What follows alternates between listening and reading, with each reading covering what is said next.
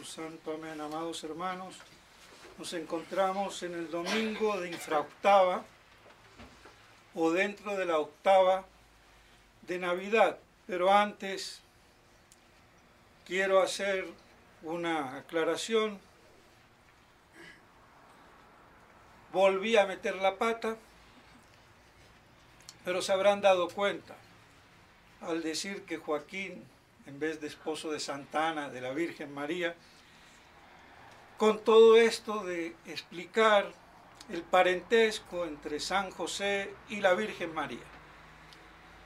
Y lo mejor entonces, para que la cosa quede clara,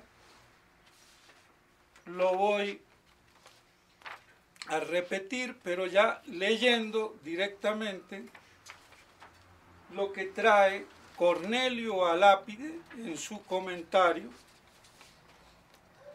sobre las dos genealogías de nuestro Señor, que es interpretada de muchas maneras, pero ninguna realmente convence. Se van por cuestiones legales, leguleyismos. Y la única, si se mira bien, es esta, porque es la que concuerda armoniosamente con la realidad que el mismo Evangelio, entre otras, nos propone. Y entonces esa doble genealogía, una de San Mateo y la otra de San Lucas, se remontan a David por vías distintas, la vía de Salomón uno y la vía de Natán el otro.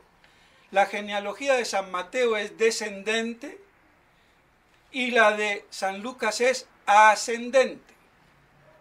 Pero eso poco importa. Lo importante es que en la genealogía de San Mateo se nos nombra a Jacob, que es el papá de San José. Y en la de San Lucas se nos nombra a Elí, o Joaquín, o Eliaquim, que es el papá de la Virgen María, esposo de Santa Ana. Pero resulta que Jacob, el papá de San José, es hermano de Santa Ana y de Zoé. Zoé, la mamá de Elizabeth o Isabel. Entonces, por eso, esta doble genealogía está mostrando cómo nuestro Señor viene de la raza de David. Y Jacob, que es el papá de San José, tiene esa filiación con Santa Ana, entonces, que es su hermana. Entonces, si Elí desciende de Matat y de ahí remonta a David, y Jacob, que es el papá de San José, hermano de Santa Ana, remonta también a David, y por eso son primos hermanos. Y Jacob tiene dos hijos, a San José y a Cleofás o Alfeo, que era esposo de una de las llamadas María.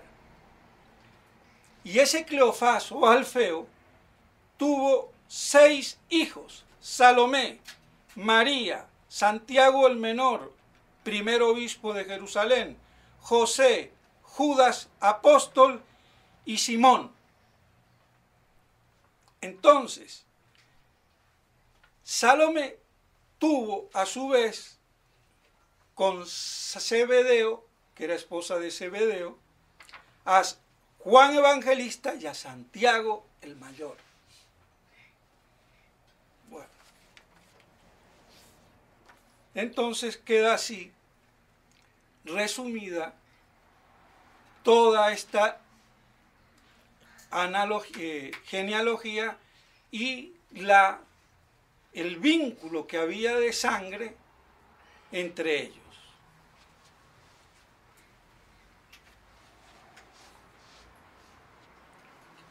Pues bien, mis estimados hermanos, en el domingo de hoy vemos,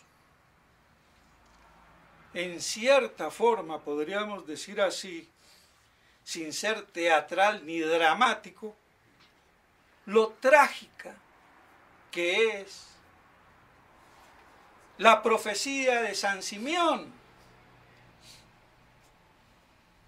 Va a la Virgen, es el texto de la presentación y de la purificación, presentación del niño y de la purificación de la Virgen, que es el que se toma la iglesia para el domingo de hoy y que se va a repetir después en la presentación del niño más adelante. Pero este hecho tuvo lugar 40 días después del nacimiento de nuestro Señor. Y Simeón le dice que ese niño va a ser ruina y salvación para Israel. Y por si fuera poco, signo de contradicción. Y por si fuera poco, y una espada atravesará tu alma, mejor dicho. ¡Qué profeta tremebundo! Llega este bebé y con la que sale San Simeón. Oiga, eran terribles los profetas. Es que la realidad es terrible. Y el profeta verdadero dice la verdad. Y no se anda con diplomacias. Mira este bebé todo bonito. Va a ser, sí, signo de contradicción. Una espada atravesará tu alma. No, se lo largó. Ruina para unos y resurrección o salvación para otros. Signo de contradicción. Y acaba de nacer la criatura.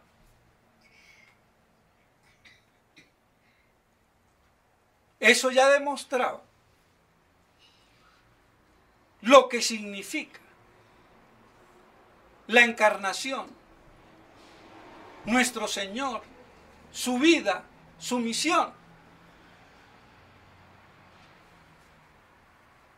Y eso como la verdad absoluta, porque es Dios. No es un niño más, un profeta más, sino que es la verdad consubstancial.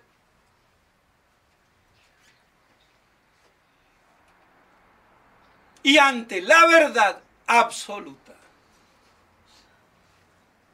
ante Dios que es la veritas prima, objeto de la fe material y formal, la veritas prima, la verdad primera,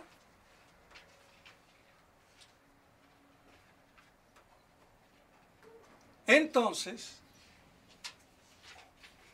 hay una gran diferencia si se acepta o se rechaza. Y no hay términos medios.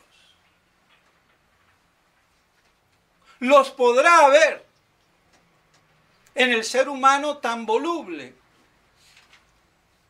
pero en los ángeles fue inmediato. Aceptaron o rechazaron, cielo e infierno. Y no pasó un segundo. Por eso son irremisibles o irredimibles.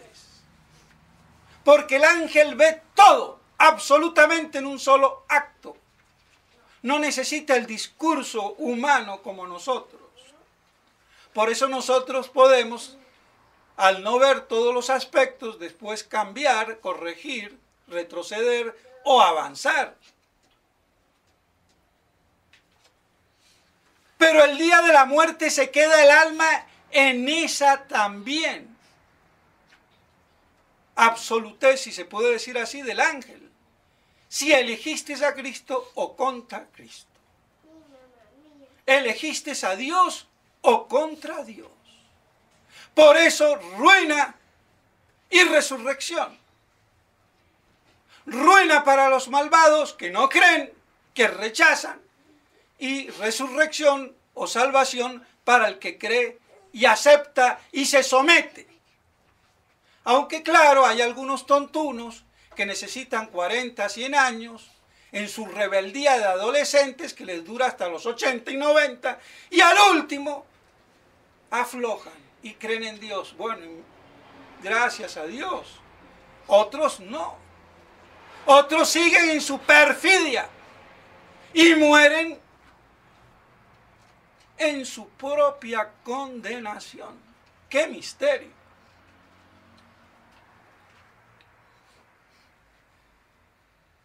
Pero así se entiende cómo es ruina para unos, resurrección para otros, y cómo es signo de contradicción, porque es el que divide las aguas. Con Cristo o sin Cristo. Y con Cristo, ¿quién está? El católico, apostólico y romano, ni el judío, ni el musulmán, ni el budista, ni el fetichista, ni el chinchalista. Una religión, una verdad, una iglesia, un bautismo. ¿Lo acepto o lo rechazo?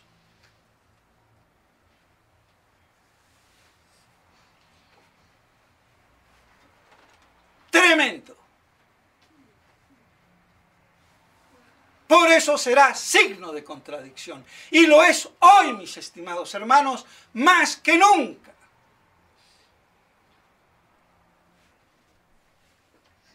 Porque todo lo que hoy acontece en la iglesia es un problema de fe y de salvación, de ruina para unos y de resurrección para otros. Y no hay términos medios. Y esta iglesia moderna, modernista, nueva iglesia, usurpadora,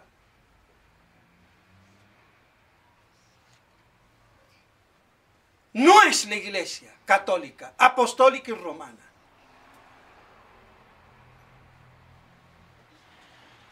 Y al que le choque el término de usurpación, me voy a remitir al que fue expresidente de Colombia en el siglo XIX o XX, Miguel Antonio Caro.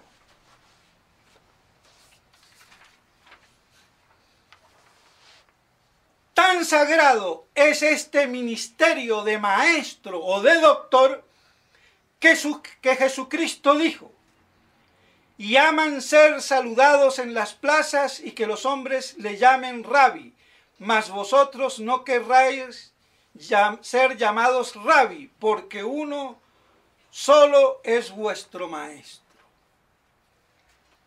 Y continúa: según estas palabras de Jesucristo, el título de doctor es una usurpación sacrílega siempre que la doctrina que se enseña no sea la de la iglesia, esto es, la de Dios.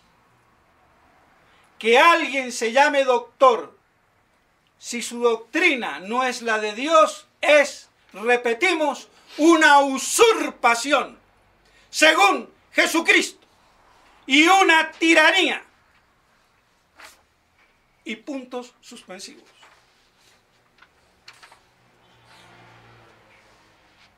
Luego, queda claro que el título de maestro, el título de doctor, y hay, si el doctor de los doctores no es el Papa, y si los obispos no son doctores, y si los sacerdotes no son los auxiliares de esos doctores, si no predican la verdad de la iglesia, que es la verdad de Dios, son unos usurpadores. ¿Queda claro? Por eso se está usurpando desde el día en que se conculcó en la Iglesia la doctrina de la tradición católica, apostólica y romana de la Iglesia. Con el Concilio Vaticano II se oficializó, se formuló, se cristalizó la usurpación de esos papas y de la jerarquía que de él se deriva, les guste o no les guste.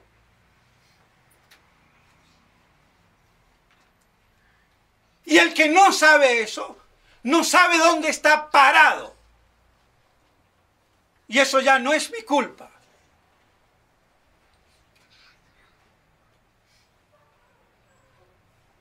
Y lamentablemente, no quisiera hablar, pero tengo que hablar, me obligan. Cada eleison de por medio, non possumus, vuelve al ataque obsesivamente. ¿Qué quieren probar? ¿A dónde quieren llegar?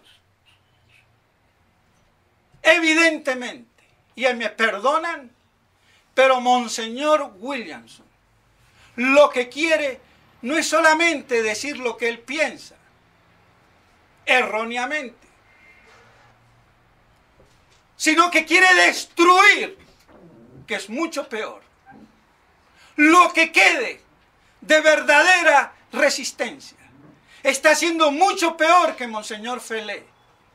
Monseñor Felé por lo menos tiene vergüenza, se queda callado. Ya sabemos que es un traidor. Ya sabemos que está por hacer un acuerdo.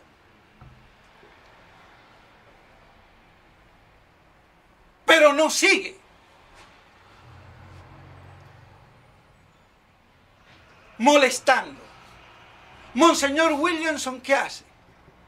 A los verdaderos resistentes los quiere pulverizar. Y el idiota útil del padre René, ¿qué le sirve de amplificador? No solamente le publica cuando quiere los eleison, sino que se las da de teólogo y haciendo comentarios. La nueva iglesia de la que habla ahí Monseñor Williamson. 4 maneras. Pero bueno, ¿qué dice Monseñor Williamson en el eleison?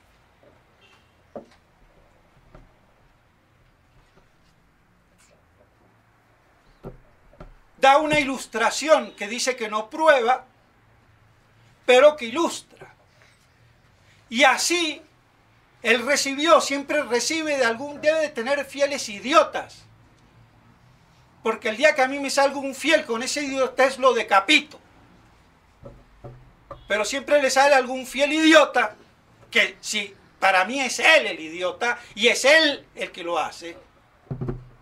Pero bueno, para ilustrarnos de la crisis, así como un papá se casa con una mujer legítimamente y tiene hijos, después se enamora de la vecina o de la del que sea y tiene su doble matrimonio con hijos bastardos y se va con la querida. Todo para decirnos que el Papa está haciendo algo parecido. Así que nos salió un Papa putañero, perdónenme. Pero si él toma los ejemplos, que se cuide. Porque yo soy castizo. Y a la M le llamo M. Yo no soy inglés. Así que un Papa que haga eso es un putañero. Así que Williamson, te bajas. Lady Godiva del caballo. Porque a mí no me importa que algunos se escandalicen, pero tú se te llena la boca con estupideces. Y después, que el ejemplo no es absoluto, porque la relación paterna de sangre existe con los legítimos y con los bastardos. Y la relación del Papa y la paternidad del Papa no es de sangre, es en la fe y en el Espíritu Santo que Él puede conculcar. Y no es lo mismo. Entonces que se deje de tonterías. ¿Y por qué no va a la teología? ¿Y por qué no dice lo que tiene que decir, que es un hereje y un usurpador? ¿Por qué quiere justificar? Porque está pagando el peaje. Y lo paga cada X término, cada 2 semanas. Que ya es el colmo. Pero que pague el peaje, problema de él. Pero es que quiere algo peor obsesivamente, destruir, confundir a los fieles. Y mientras yo esté vivo, pues no lo voy a permitir dentro de mis medios y de mis posibilidades.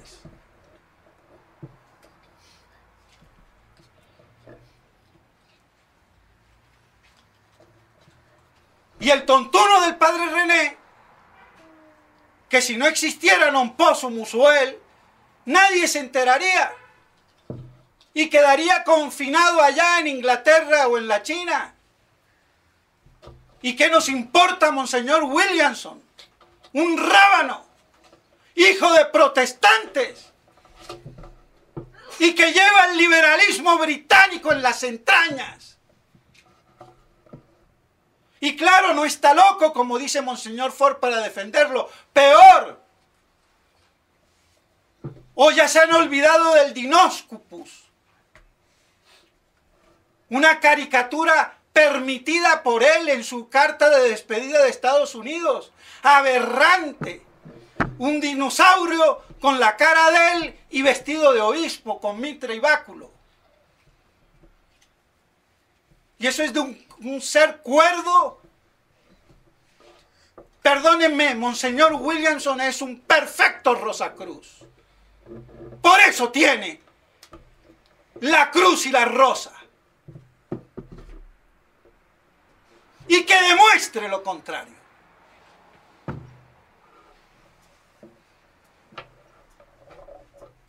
Ya es hora de sacarle la máscara que tiene.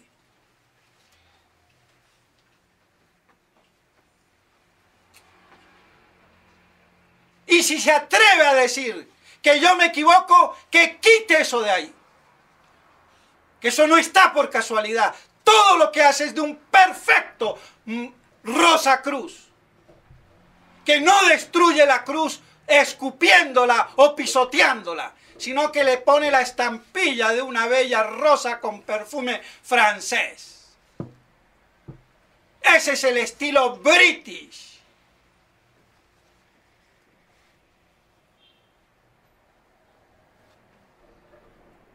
Por eso hace todo lo que está haciendo.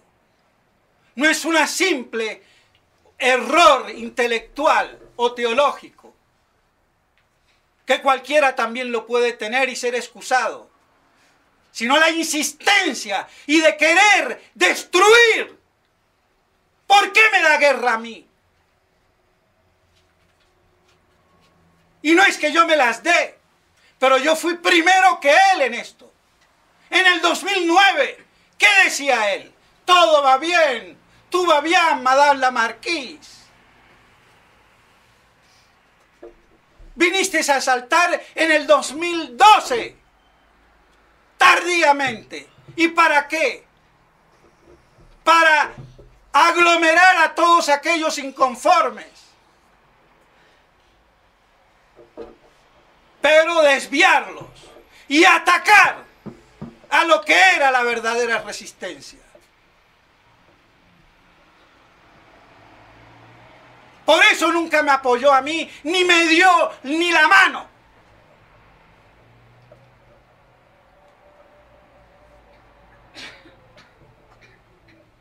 Porque claro, sabía que conmigo no podía. Y no podían ellos. Por eso ellos están de acuerdo, como dijo Monseñor Felé. En el fondo están de acuerdo. ¿Y qué viene a decir el padre René? Ah, la iglesia posconciliar tiene 4 interpretaciones, tiene una sola, que es impostora, que es la iglesia del anticristo, sinagoga de Satanás, y que es la iglesia oficial que ha perdido la fe, y por eso es la sede del anticristo, como lo anunciaba ya la Salet. Y que Monseñor Lefebvre dijo, no confundáis la iglesia visible con la oficial. Entonces, que no venga el padrecito René, que está muy intrincado. No trincado, sino intrincado. A venir con sus boberías.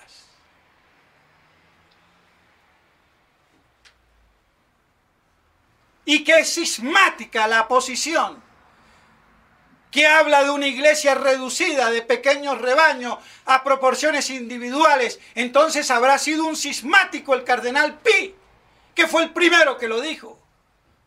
La iglesia será reducida a proporciones individuales y domésticas. Entonces sería un cismático, y Monseñor Lefebvre otro cismático. Pedazo de imbécil.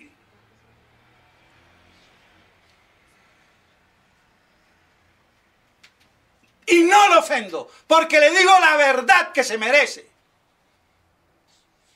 Y si no, que apague el internet y deje en paz.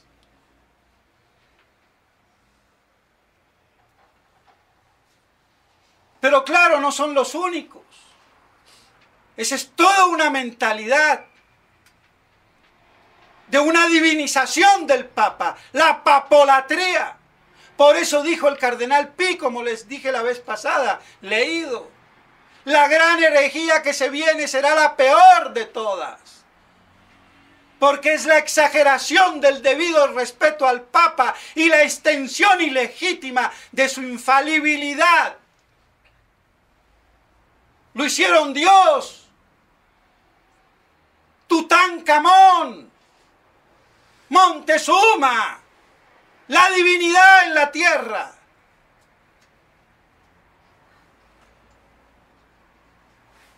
Parecemos indios,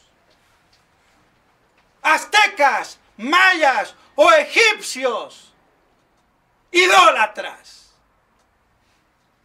no católicos, apostólicos, romanos, con una doctrina definida.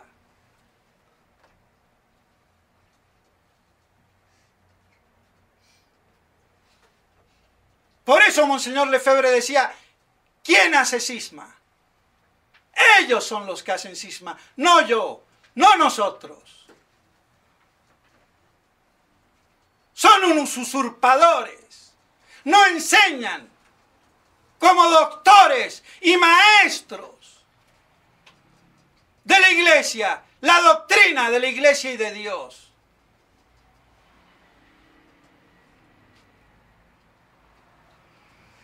Como lo dice Miguel Antonio Caro, referido para otras cosas, pero que se aplica, porque una verdad, si es verdad, se aplica a lo que todo ella cobija. ¿Y qué mayor usurpación? Pero claro, como dije, no son los únicos, está Yahweh o Yahweh, que lo admiro por un lado porque es el mejor milenarista que he encontrado, sin que él diga que es milenarista. Pero la explicación que da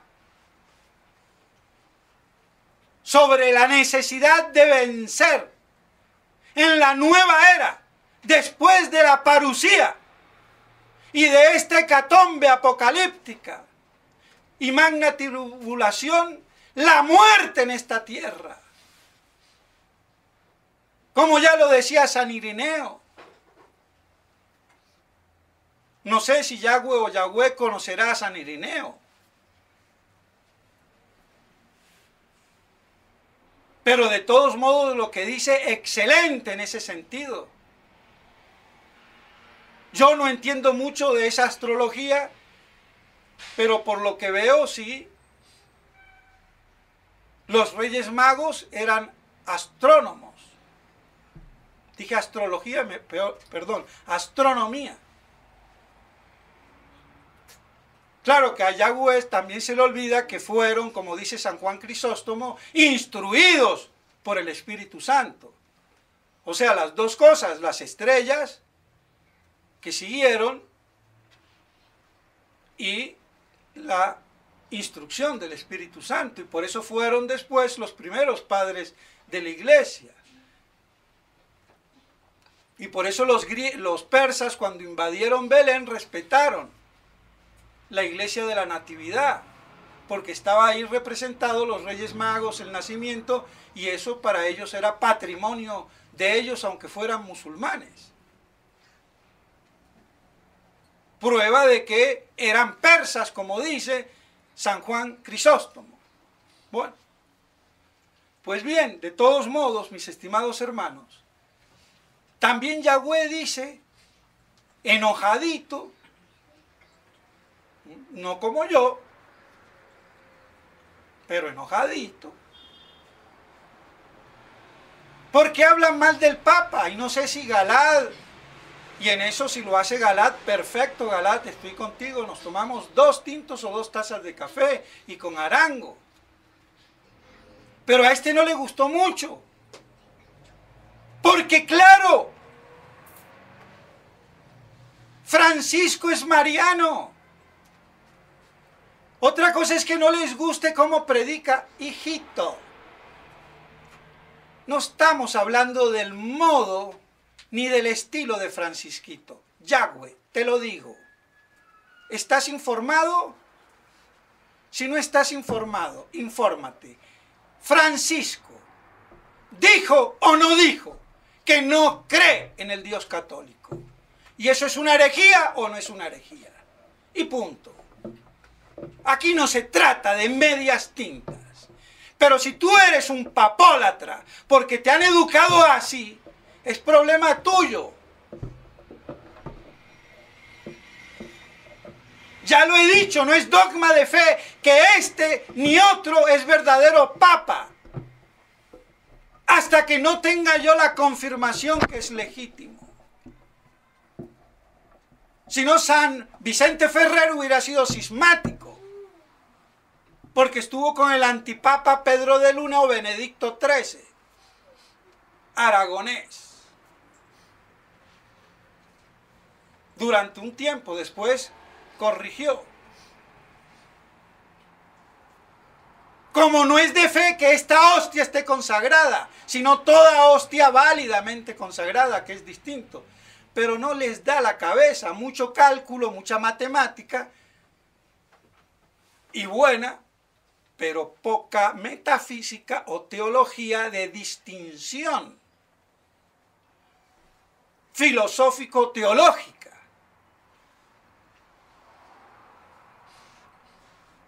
Entonces no es el pecado contra el Espíritu Santo como brutamente dices. El pecado contra el Espíritu Santo, Yahweh, es la impugnación de la verdad conocida, que este papa y todos estos papas posconciliares han conculcado con su doctrina.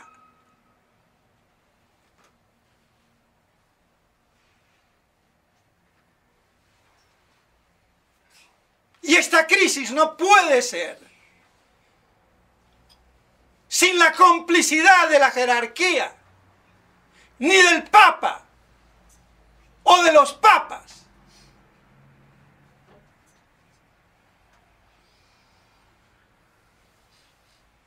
Por eso la Salet dijo: Roma perderá la fe.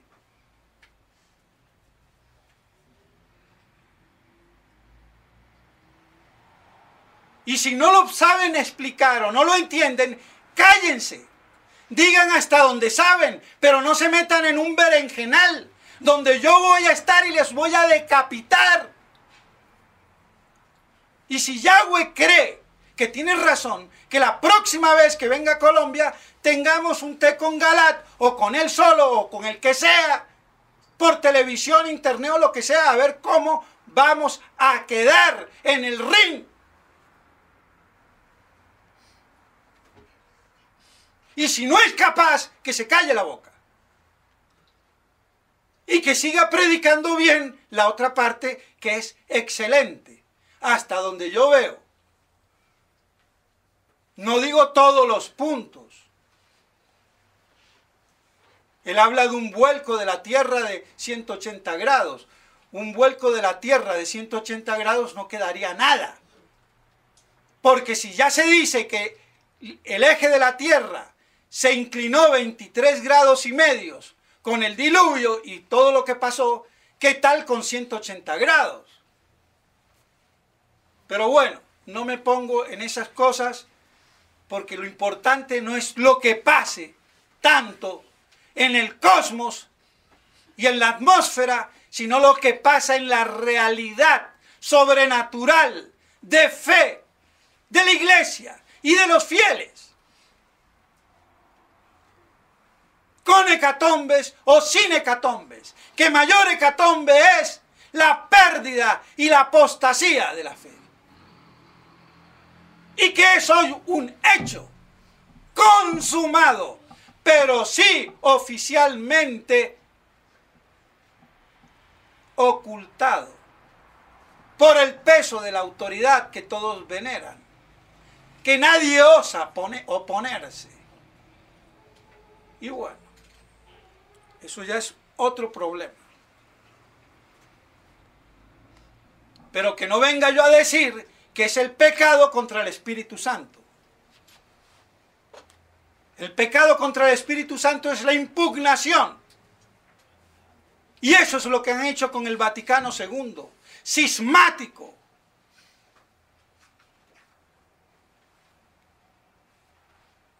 Entonces, si no les entra a ellos en la cabeza, pues problema de ellos. Pero está toda la doctrina de la Edad Media, de donde Cayetano dice que eso de que el Papa está donde está la Iglesia, ubi Petrus ibi Ecclesia, en tanto y cuanto el Papa se comporte como tal, y si no, ni la Iglesia está en él, ni él en la Iglesia. Lo sacó de la tradición de la Iglesia de la Edad Media. Ah, eso no cuenta.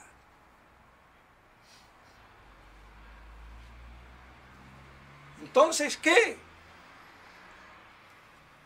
¿Qué es lo que cuentan? Los dogmas de sus mitos, que son pura papolatría.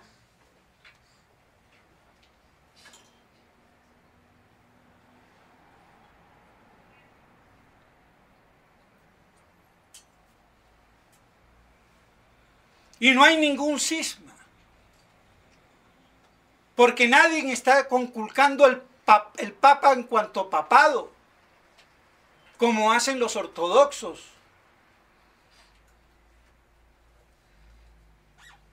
Otra cosa es que durante el papado, los papas históricos sean verdaderos, falsos, usurpadores o no, papas o antipapas.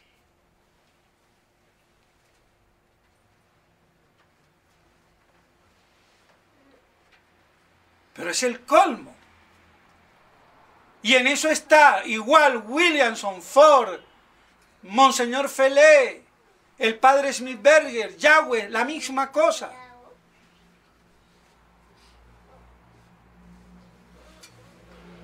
Entonces, mis estimados hermanos, perdónenme que insista en plena Navidad, pero es que es Monseñor Williamson que con su Eleison nos quiere pulverizar. Y el padre René, pues bueno, le sirve de amplia voz o de parlante. De todos modos, que todo esto nos sirva para crecer en sabiduría y en verdad y en gracia, como dice el Evangelio del Niño Jesús, pero no decir, como dijo el herético Juan Pablo II en el 89, que era porque no era Dios, no se dio cuenta que era Dios. Si no se dio cuenta, sino cuando fue adulto, verdaderamente nuestro Señor estaba bien fregado. O directamente no era Dios. ¿Y por qué crecía? Crecía humanamente a los ojos de los hombres. Como crecía, nació así de chiquito, bebé, de brazos, y después tenía 1,80 m. ¿Creció o no creció? Bueno, entonces a los ojos de los hombres también crecía en sabiduría y en gracia. Los milagros no los hacía desde niño como los apócrifos. El primer milagro fue en Canaán. Entonces, esa manifestación de la divinidad de nuestro Señor a los ojos de los hombres, a través de sus milagros, de su doctrina, porque él no comenzó a predicar a los 10 o 12 años, únicamente ahí en el templo, por una excepción. Y después esperó hasta los 30, en la vida de recogimiento en Nazaret. No en el Tíbet, como creen algunos tutanes camones o tibetanos o vegetarianos, o lo que sea. Entonces, mis estimados hermanos, nuestro Señor crecía ante los ojos de los hombres. Pero él sabía perfectamente desde el primer instante que era el Verbo encarnado. Y tal es así que su divina presencia en el vientre de las entrañas de su Santísima Madre santificó a San Juan. Le borró el pecado original a los 6 meses. Cuando fue la Virgen a visitar a su prima Santa Isabel.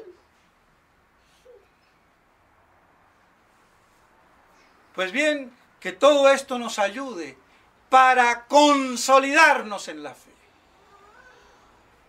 y atenernos a la doctrina, a la teología, a la sabiduría de la Iglesia. Pero esta es la gran desgracia, que no hay un clero formado suficientemente.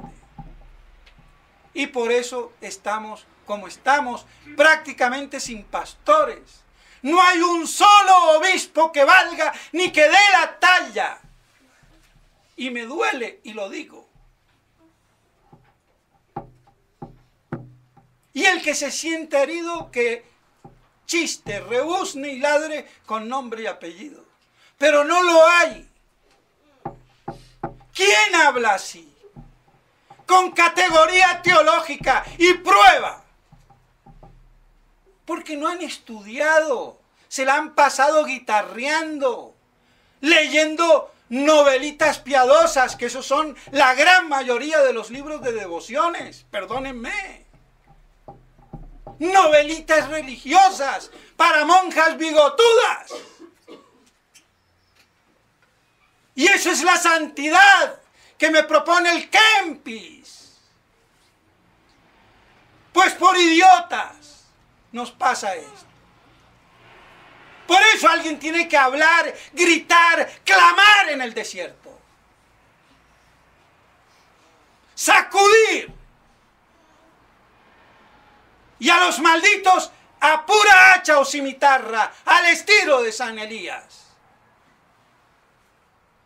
¿O no hay hombres en la iglesia con fe para hacerlo? Eso es todo el cuento. Pues bien, que todo esto, mis estimados hermanos, nos ayude a consolidarnos en la fe, a unirnos en la verdad y saber que esto es una purificación.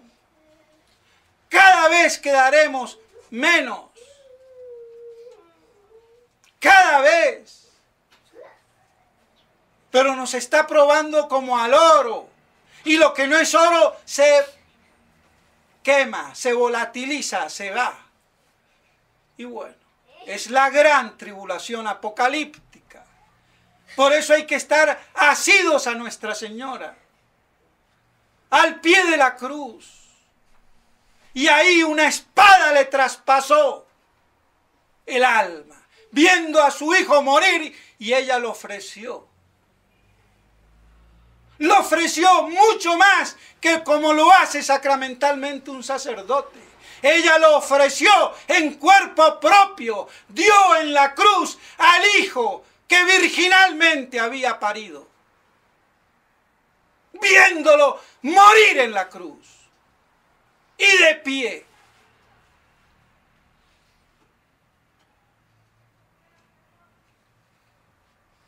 Por eso ella es superior a todo lo demás.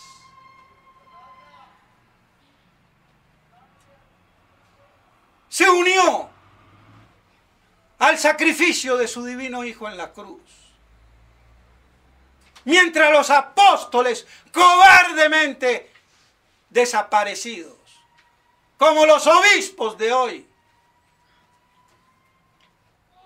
y sin ningún San Juan, porque por lo menos ahí estaba San Juan, por familiaridad, parentesco y todo con la Virgen María. Pero ahora ni San Juan está al pie de esta segunda crucifixión. Pero bueno, si una espada traspasó el corazón o el alma virginal de Nuestra Señora, también no nos extrañemos que en medio de la Navidad, con todo esto que les digo, una espada nos atraviese el alma. ¿Pero qué quieren? San Simeón, yo no soy San Simeón, pero ahí está. Y no le puedo rebajar a la fórmula. Pero así como eso le sirvió a Nuestra Señora, nos servirá también a nosotros. Y podremos así mantenernos de pie sin claudicar. Y el que claudique es porque le faltó fidelidad, amor, fe, esperanza. Por eso hay que pedirla todos los santos días. Y el que esté parado, que no se crea más que el otro. Que cuide de no caer, porque es peor que quizás que el que cayó. Porque esto no es por mérito propio. Por eso tenemos que estar identificados con la verdadera iglesia reducida a un pequeño rebaño. Y lo demás, las obras de la antiiglesia contra iglesia, del anticristo pseudoprofeta y de Satanás. Las obras de las tinieblas. Y después vendrá la luz del gran día de la nueva era parusiaca o posparusiaca, cuando Cristo Rey venga con el poder de su gloria y su divina majestad. En nombre del Padre, del Hijo y del Espíritu Santo. Amén.